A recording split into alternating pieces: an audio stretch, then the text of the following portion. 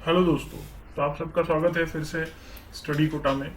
पिछले लेक्चर में हमने बात करी थी सेल थ्योरी की, सेल के डिस्कवरी की हमने बात की थी। आज के इस क्लास में हम कुछ बेसिक डिफरेंसेस की बात करेंगे between prokaryotic and eukaryotic cell. तो we are going to talk about differences between prokaryotic and eukaryotic cell. तो as we know that pro means हम कहते हैं कि पहले वाला स्ट्रक्चर होता है। Eu means true, that is developed हम कहेंगे। तो प्रोकैरियोटिक और यूकैरियोटिक सेल में जो पहला डिफरेंस है, तो प्रोकैरियोटिक सेल में देखो आप, न्यूक्लियस जो होता है, nucleus is absent. Nucleus absent होता है। यूकैरियोटिक सेल में we have presence of well developed nucleus. तो ये बेसिक डिफरेंस है। यूकैरियोटिक सेल का जो जेनेटिक मटेरियल होगा वो एक मेम्ब्रेन के अंदर होगा, जैसे कि आपको यहाँ पे दिख रहा होगा। तो eukaryotic cell have well developed nucleus.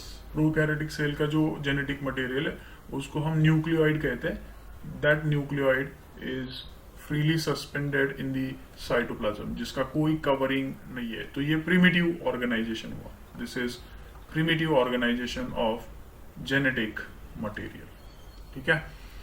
तो ये पहला बेसिक डिफरेंस है between prokaryotic and eukaryotic cell. Second difference जो हमें याद रखना है यहाँ पे, जो भी एनसीईआरटी में भी दिया हुआ है, membrane bound cell organelles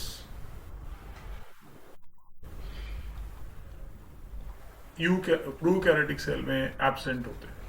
membrane bound cell organelles का मतलब ये हो गया कि ऐसे सेल ऑर्गेनल्स जिनका अपना खुद का क्या होगा, मेम्ब्रेन होगा, जैसे कि माइटोकॉन्ड्रिया हो गया, endoplasmic reticulum, then Golgi complex, vacuole, lysosome. ये सारे सेल ऑर्गेनल्स प्रोकैरियोटिक सेल में, बैक्टीरियल सेल में एब्सेंट होंगे and they are present in eukaryotic cell.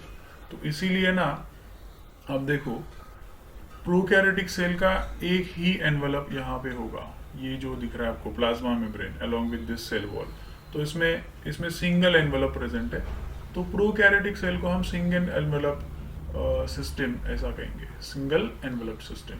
अब इसमें क्या है, यूकैरियोटिक सेल में इसका ये प्लाज्मा मेम्ब्रेन वाला या फिर सेल वॉल वाला एक एनवेलप हो गया, और दूसरे एनवेलप आएंगे, जैसे यहाँ पे भी मेम्ब्रेन है गोल्जी कॉम्प्लेक्स में, न्यूक्लियस का भी मेम्ब्रेन है, माइटोकॉन्ड्रिया का भी मेम्ब्रेन है। तो we can say multiple envelopes.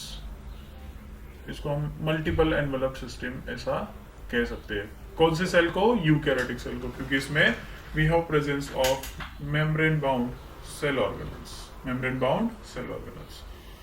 तो ये कुछ बेसिक डिफरेंसेस होंगे जो प्रोकैरियोटिक सेल को यूकैरियोटिक सेल से डिफरेंशिएट करेंगे। ठीक है। तो देखिए दोस्तों, अभी जिन डिफरेंसेस की हमने बात की वही मैं आपको फिर से एक बार यहाँ पे दोहरा रहा हूँ। तो सबसे पहला डिफरेंस हम देख लेते कि यहाँ पे कुछ और डिफरेंसेस ऐड किए हुए। तो प्रोकैरियोटिक सेल का organisation is relatively simple organisation होगा। देन सेल का साइज जो है वो स्मॉल होगा। It ranges from 1 to 2 micrometre. अगर हम एनसीईआरटी की बात करेंगे तो आपको याद रखना है 3 to 5 माइक्रोमीटर। साइज क्या होगा? 3 to 5 माइक्रोमीटर। तो देखो बच्चों, हमें एनसीईआरटी का साइज याद रखना है 3 to 5 माइक्रोमीटर। ये स्टैंडर्ड साइज एनसीईआरटी में बैक्टीरियल सेल का दिया हुआ है, सेल वाले चैप्टर में। अब यहाँ पे इन्होंने कहा है कि यूकैरियोटिक सेल कंपैरेटिवली कॉम्प्लेक्स होंगे। नो डाउट वो कॉम्प्लेक्स होंगे, क्योंकि उनमें वो membrane bound cell organelles and all they are present.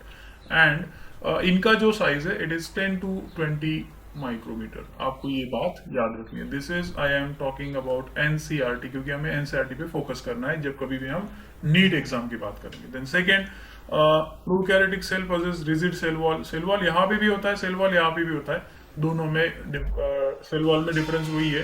Prokaryotic cell का सेल वॉल पेप्टिडोग्लाइकेन इस मॉलिक्यूल से बनता है। तो ये बस स्पेसिफिसिटी प्रोकैरियोटिक सेल की हमें याद रखनी है। यहाँ पे सेल्यूलोज आ जाएगा अगर हम प्लांट सेल की बात कर रहे हैं, काइटिन आ जाएगा जब हम फंगल सेल की बात कर रहे हैं। ठीक है। देन ये तो हमने बात करी थी, membrane bound cell organelle prokaryotic cell में एब्सेंट होंगे, यूकैरियोटिक सेल में प्रेजेंट होंगे। Then genetic material is not enclosed in nuclear membrane, ये भी हमने कहा था, जिसको हमने न्यूक्लियोइड कहा था, न्यूक्लियोइड। और इसमें वो it is having a perfect nuclear membrane, जो कि एक वेल डेवलप्ड सिस्टम होगा। Then genetic material consist of single circular और एंडलेस डबल हेलिकल मॉलिक्यूल। अभी ये ऐसा ऑर्गेनाइजेशन जेनेटिक मटेरियल का होगा। In case of prokaryotic cell हमारे सेल का डीएनए जो होता है, जेनेटिक मटेरियल जो होता है वो लीनियर होता है। तो ये डिफरेंस है, ये सर्कुलर होगा, हमारे सेल का लीनियर होगा। और बात करेंगे राइबोसोम की, तो 70s राइबोसोम प्रोकैरियोटिक सेल में होगा। यूकैरियोटिक सेल में जनरली 80s राइबोसोम होता है उसके साइटोप्लाज्म में। बट हमें यहाँ पे ये एक और बात याद रखनी है, यूकैरियोटिक सेल में 70s राइबोसोम भी प्रेजेंट होता है अंडर और inside mitochondria as well as inside chloroplast we have the presence of this 70s ribosome. तो eukaryotic cell में we have presence of both the type of ribosomes. Prokaryotic cell में only 70s. अब ये कुछ basic differences दोस्तों हमने यहाँ पे डिस्कस कर लिए। अब कुछ और भी स्पेसिफिक डिफरेंसेस इनमें है, तो जैसे जैसे हम आगे प्रोग्रेस करेंगे आने वाले वीडियोस में हम प्रोकैरियोटिक सेल, यूकैरियोटिक सेल, इनका स्ट्रक्चर पढ़ेंगे, तो आपको वो सारे रिवील होते चले जाएंगे। तो आपको बस हमारे वीडियोस को लाइक करना है, सब्सक्राइब करना है, और मैंने जैसे बताया आपका कोई भी सुझाव हो आपकी तरफ से तो हमें कमेंट करना जारी रखिए।